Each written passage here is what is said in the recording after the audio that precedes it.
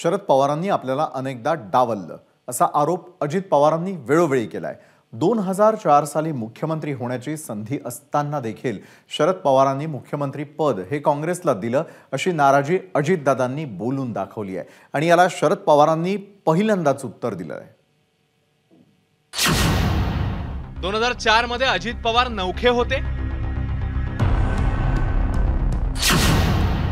नौखे असल्यानंच दादांना मुख्यमंत्रीपद मिळालं नाही। अजित दादांना मुख्यमंत्रीपद का मिळालं नाही याचं स्पष्टीकरण शरद पवारांनी पहिल्यांदाच दिलंय।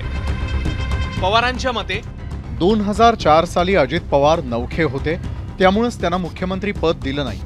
सगळं काही देऊनही पक्षात काम करायला मिळालं नाही ही अजित पवारांची ओरड निरर्थक आहे। त्यावेळी भुजबळ किंवा इतरांना मुख्यमंत्री केलं असतं तर पक्ष फुटला असता। मुख्यमंत्री पदाची संधी हुकल्यानं अजित पवार वेळोवेळी नाराजी व्यक्त करतात, पण आता त्यावर पवारांनीच स्पष्टीकरण दिलंय।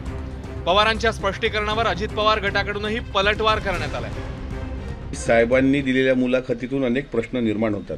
2004 ला राष्ट्रवादीकडे उमेदवार नव्हता की असलेल्या उमेदवाराला साहेबांना मुख्यमंत्री करायचं नव्हतं, तर मग तुमच्या मनात काय होतं की आदरणीय सुप्रियाताई जोपर्यंत राजकारणात नसतील तोपर्यंत कोणी मुख्यमंत्री होऊ शकणार नाही, कारण सुप्रियाताईची राजकीय कारकीर्द 2006 नंतर सुरू होते। त्यामुळे ह्या गोष्टी संभ्रम निर्माण करणाऱ्या आहेत की पृथ्वीराज चव्हाणांसारखा नेता लादला गेला, त्याला विरोध का केला नाही।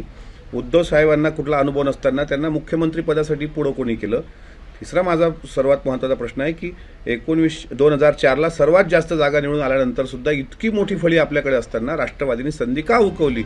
पवारांच्या मुलाखतीनंतर छगन भुजबळांनी ही प्रतिक्रिया दिली आहे।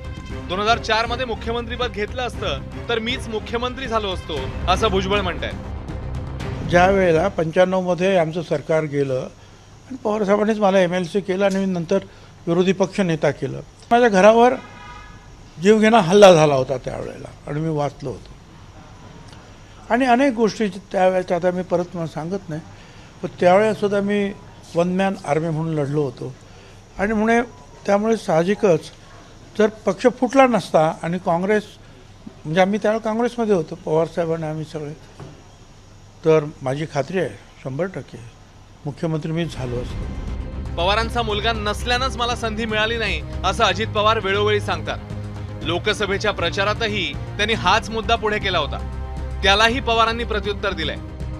कुटुंब प्रमुख म्हणून मुलगी सुप्रिया आणि पुतण्या अजित यांच्यात कधीही भेद केला नाही।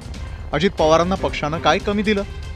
उपमुख्यमंत्रीपद, मंत्रीपद, विरोधी पक्षनेतेपद अशी विविध पदं दिली।